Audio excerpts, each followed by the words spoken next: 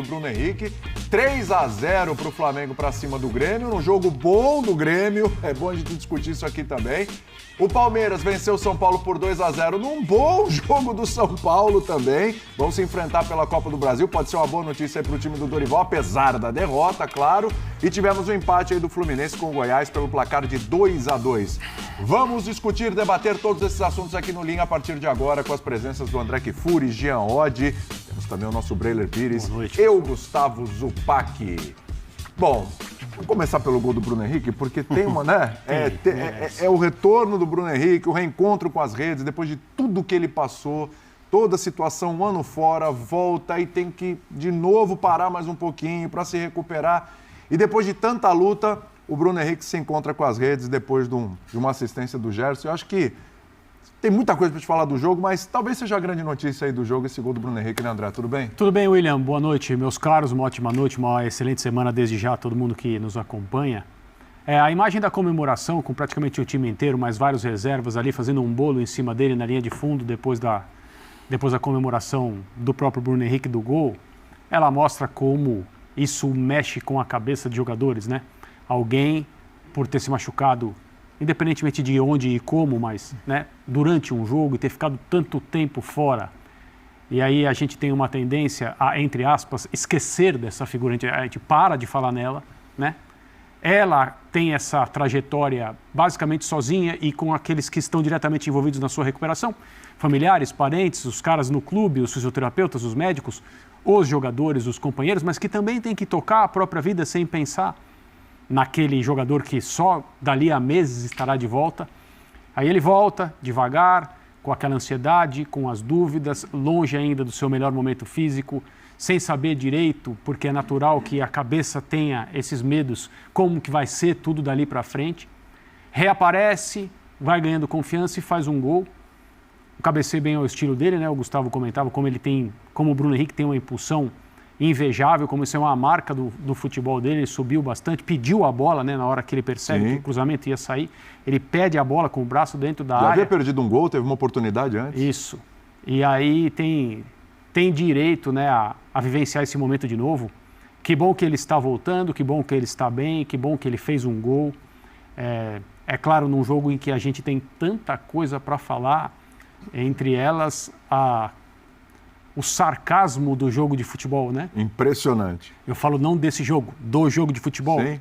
Como uma entidade que a gente admira tanto. Assim, hoje ela está dando risada de novo. Não que a vitória do Flamengo tenha sido imerecida ou injusta, evidentemente não. Um resultado que está aí construído e tal. Mas dá para dizer que o Grêmio fez por merecer pelo menos alguma coisa diferente de um 3-0 contra. Né? Isso a gente vai poder discutir, mas que bom. Que felicidade o gol do Bruno Henrique. É meio maluco. Você falou, quando eu abri o programa, eu falei, o Grêmio fez um bom jogo. Aí você olha pra cá e fala, William, você tá completamente louco. E o Grêmio tomou de 3-0 do Flamengo. Se você vê o jogo, o Grêmio, inclusive, teve mais chances de gol, teve o dobro de bolas no alvo ali, da equipe do Flamengo, inclusive. Mas o futebol é isso aí. Aliás, hoje, por falar em gols, Jean, gols de jogadores que estavam precisando, por motivos diferentes. Cebolinha, o Pedro e o Bruno Henrique. Verdade, retorno, né? é bem observado. Acho que, assim, no fim, o gol do Bruno Henrique chama muito a atenção, também pela reação dos outros jogadores, né? Você vê como o cara é querido, porque se fosse um mala, né? Se não fosse um cara legal ali de grupo, a reação não seria aquela, né? O banco de reservas inteiro, todos os titulares, todo mundo em cima dele, celebrando demais.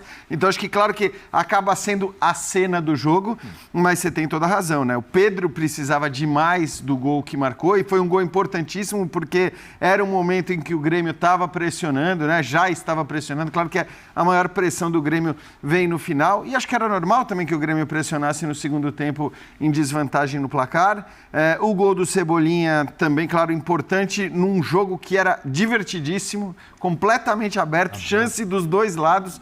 Aliás, parabéns pelos dois times por terem conseguido criar tantas oportunidades num gramado como esse gramado do Maracanã. Horrível. É um negócio lamentável, lastimável. E a gente teve as jogadas criadas de gol foram fruto de capacidade técnica dos times, de triangulações, jogadas bem trabalhadas. Não é que nasceu um monte de chance de gol dos erros das defesas, de falta de atenção. Não, acho que, de maneira geral, os gols, eles nascem e as jogadas de gols nascem de jogadas trabalhadas dos dois lados, como você falou. O futebol tem dessas coisas. É claro que 3-0 é um placar exagerado, mas olhando para como estava o jogo, como foi o jogo no primeiro tempo, eu acho que o Flamengo fazer 1-0, o Flamengo sair na frente e depois fazer o 2-0, que acho que é consequência também do fato de que o Grêmio precisava atacar, acho que foi justo.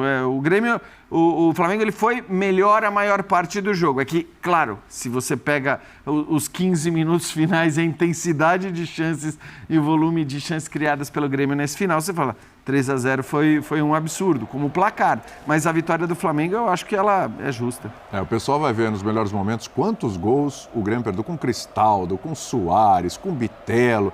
Chances não faltaram para o Grêmio, não só no primeiro tempo, como principalmente no segundo tempo. Mas 3-0 dá a noção de um Flamengo que cada jogo a gente vê entrar mais nos trilhos. E olha que agora vai ter aquela paradinha. Acho que sim, William. Boa noite, companheiros, boa noite, fã de esportes. É um Flamengo em evolução, não é um Flamengo pronto. É um Flamengo que tem questões, né, especialmente no jogo de hoje, e aí tem até uma questão de escolha de jogadores por parte do Sampaoli. Era um Flamengo que poderia ser mais permissivo e acabou sendo, né? Então é um Flamengo que no meio-campo, por exemplo, não teve Eric Pulgar e Thiago Maia para o Gerson ter mais liberdade, foi Eric Pulgar e Gerson, exigiu mais do Gerson a ida e a volta, e o Gerson entregou. O que mostra aquela evolução física que se fala do Gerson já há algumas semanas, ela foi colocada à prova hoje, ele fez uma boa partida dentro desse modelo. Então foi um Flamengo que, quando errou lá atrás e no primeiro tempo, enquanto estava 0-0, correu riscos assim, com uma saída errada, um domínio errado no meio campo, o Grêmio estava pronto para roubar ali, e roubou ali, acelerou e criou chances. Foi um Flamengo um pouco mais exposto, mas isso fazia parte da proposta do jogo. Era o ônus do bônus de você ter tanta gente boa qualificada à frente, como foi a montagem do time hoje por parte do Sampaoli. O próprio Cebolinha titular e Ayrton Lucas no banco, isso, né? E aí acho que é mais uma questão de escolha física mesmo, né? O Léo Pereira, quando não tinha a bola como lateral esquerdo, para o Cebolinha ter mais liberdade, com a bola, Cebolinha como ala. E aí até no intervalo ele troca, tira o Léo Pereira, bota o Ayrton Lucas, mas bota o Ayrton como o Léo Pereira. Eu não gosto muito do Ayrton Lucas travado, gosto do Ayrton mais solto, como foi. Mais solto, ele tem feito uma boa temporada. Espetacular, temporada foi parar na seleção brasileira. Assim, o Flamengo está num processo de crescimento, foi mais um bom jogo do Flamengo, eu acho que esse é um recado, o Flamengo está no G4, grudou lá em cima, acho que chegou e o time vai andar para frente, trabalhando como o Sampaoli trabalha, esse período de treinamentos tende a ser muito positivo. Mas o jogo do Grêmio merece destaque mesmo, assim, porque o Flamengo fez mais aquilo que ele já vinha fazendo. E o Grêmio me surpreendeu quanto à postura, porque assim, nos últimos jogos, desde que o Renato adotou o sistema com 3 zagueiros, o Grêmio passou a ser um time mais defensivo do que ofensivo. Era um time de pouquíssima posse de bola. O Grêmio, eu acho que ainda é, se não é o 20º, o 19º, 18º em posse no campeonato. Eu imaginei que contra esse Flamengo no Maracanã, seria essa a postura a ser adotada. E não, o Grêmio foi mais solto do que eu imaginava. Foi pro jogo e jogou bem. O primeiro tempo o Soares ficou maluco porque ele deixou companheiros em ótimas condições de marcar, ninguém marcou e o Soares ficou doido, ele realmente sobra tecnicamente. Eu tô curioso, companheiros, pela entrevista do Renato. Eu também. Porque assim, eu fiz o pós-jogo de Grêmio e Cruzeiro na Copa do Brasil, o Grêmio passou pelo Cruzeiro. Sim. E o Grêmio passou pelo Cruzeiro jogando pior do que o Cruzeiro. E aí o Renato falou, não, mas o negócio que importa é bola na rede, futebol, resultado. Passamos. E hoje o time jogou bem. Hoje ele vai pro outro lado. Eu quero ver, hoje é um teste da coerência. Se hoje o que vale é a bola na rede ou se hoje o Grêmio tem que ser aplaudido porque fez um bom jogo. Isso. E eu acho que tem que ser aplaudido. Você tem palpites? Não, eu não sei. Só não vou apostar porque minha carteira ficou no camarim. Eu não sei se ele vai falar. Não, mas a gente aceita o pagamento depois, não tem problema. Faz pix, tá o celular aí. Rapidinho antes do Breyer, desculpa, Breyer, mas eu não sei se ele vai falar sobre isso, vai ser perguntado sobre isso, é claro, mas tem uma coisa que me chamou a atenção. A forma como o Grêmio marcou, né? O Grêmio usou os 3 homens da frente contra os 3 da saída de bola do Flamengo. Pelos lados havia encaixe, um contra um. Sobravam 2 volantes do Grêmio por dentro contra 3 meias do Flamengo. E o Kahneman tinha que ir atrás do Everton Ribeiro o tempo todo. Aliás, o Everton Ribeiro fez um jogo hoje mais robusto, digamos assim, de acordo com o que a gente é capaz de observar do futebol dele, aquilo que a gente sabe que ele é capaz de fazer. Mas o Grêmio sofreu pela maneira que escolheu marcar. E aí o Kahneman era um cara que muitas vezes com a bola atuava ou atuou hoje como distribuidor, alguém, digamos assim, para pensar o que ia fazer, para elaborar mais o jogo do Grêmio, porque também o Flamengo não tinha tanta força na marcação na frente, na região central, logo à frente da sua área. Então o Grêmio tinha mais liberdade do que é normal de se esperar contra o Flamengo no Maracanã. Então, assim, eu não sei o que viés o Renato vai ter hoje para E o Kahneman saindo para marcar e desequilibrou a linha defensiva várias vezes. Muitas vezes. E tomou mais um cartão amarelo. Acho que só uma rodada que ele não tomou Contra o São Paulo. São Paulo, última Rodada rodada. passada. Exatamente.